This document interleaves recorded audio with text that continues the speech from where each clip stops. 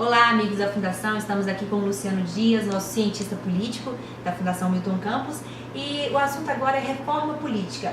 A reforma política tem grandes temas, grandes eixos temáticos, e, Luciano, eu gostaria que você falasse um pouco sobre o financiamento de campanha. Olha, talvez esse seja o tema mais polêmico no Brasil. Todo mundo sabe que os brasileiros têm problemas com o dinheiro. A relação com o dinheiro no Brasil é uma coisa complicada. E em torno do financiamento de campanha também existe uma grande ilusão, a ilusão de que os interesses econômicos, que a capacidade de você influir nas políticas do governo não terão interferência desses interesses econômicos. Então, o que é importante no financiamento de campanha no Brasil, em primeiro lugar, é que ele tenha legitimidade. Então, isso cria, por exemplo, um primeiro obstáculo para o financiamento público de campanha. A população é contra o financiamento público de campanha.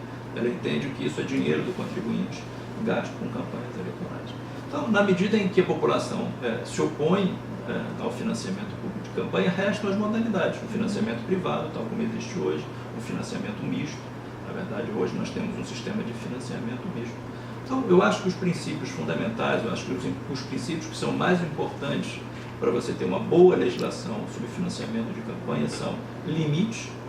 Todos os países democráticos, geralmente, eles aceitam a influência do chamado poder econômico, dos interesses econômicos no processo eleitoral, mas impõem limites a esses gastos, o que é uma forma de você, de alguma forma, equalizar a competição entre os candidatos. E o outro requisito é transparência. A transparência nas doações, a transparência no uso dos recursos, a transparência na fiscalização. Então, eu acho que uma boa perspectiva sobre o debate sobre o financiamento público de campanha estaria baseada nesses dois princípios. O princípio do limite e o princípio da transparência. Uma vez que é muito difícil imaginar um sistema político, uma democracia, o Brasil é a sexta ou quinta economia do mundo, dependendo da medida, é difícil imaginar que os interesses econômicos não terão alguma influência sobre a disputa eleitoral. Então é melhor que uma sociedade, as sociedades democráticas hoje reconhecem essa realidade e, na verdade, oferecem ao eleitor esses dois instrumentos de fiscalização e de julgamento. O limite, você fixar algum patamar de controle dessa realidade que é o dinheiro na política, e, ao mesmo tempo, transparência, para que todo mundo esteja visível para todo mundo quem está influenciando, quem está ajudando nas campanhas. Fora disso, são experimentos ou irrealistas, na medida em que imaginam que não haverá influência dos interesses econômicos no processo eleitoral, ou modalidades em que o eleitor condena, que é o financiamento público exclusivo no Brasil. Outra grande polêmica é a questão da coligação. Como que seria feito isso? Porque hoje no Brasil os partidos fazem coligações para eleger. Como que seria não ter coligação? Na verdade, a coligação problemática no Brasil não é a coligação para o cargo majoritário, é a coligação para os cargos proporcionais, para a eleição de vereador, deputado federal e deputado estadual. São essas coligações que são problemáticas. Por que são problemáticas? Porque elas ajudam os grandes partidos a somar o quociente eleitoral, ou seja, ajudam os grandes partidos a conquistar mais cadeiras, mas na hora da distribuição das cadeiras, frequentemente, uma parte desse coeficiente eleitoral acaba beneficiando partidos que, sozinhos, naquele estado, não teriam votos para eleger um parlamentar. Então, a coligação proporcional hoje,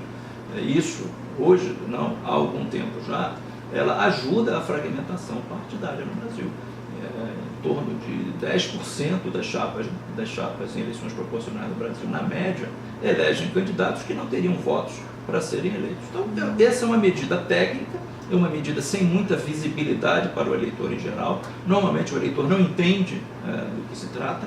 Entretanto, seria um aperfeiçoamento importante da legislação eleitoral brasileira você dar a cada partido, nos órgãos legislativos, a força que o seu eleitorado tem, evitando o voto cruzado. Você vota no candidato de um partido e termina elegendo outro. Esse processo na eleição majoritária não há nenhum problema. Também não há nenhum problema em formar governos de coalizão. Não há nada errado em coalizões. O Brasil é governado há mais de 100 anos por coalizões. Não há nada de errado, insisto, com coligações.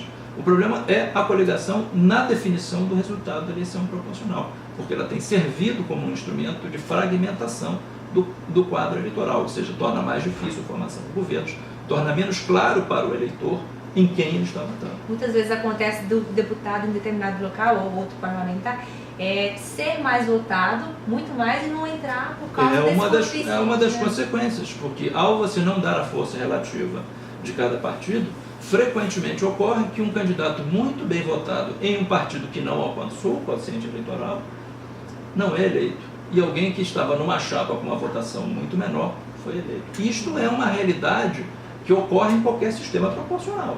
Isso é uma regra do jogo. Entretanto, as regras correntes, a sistemática corrente, acaba aguçando esse problema, acaba tornando esse problema mais grave, mais visível e reduzindo a legitimidade do processo eleitoral. É isso mesmo, Luciano. Olha, continue nos acompanhando, que daqui a pouco nós voltamos para falar mais sobre reforma política.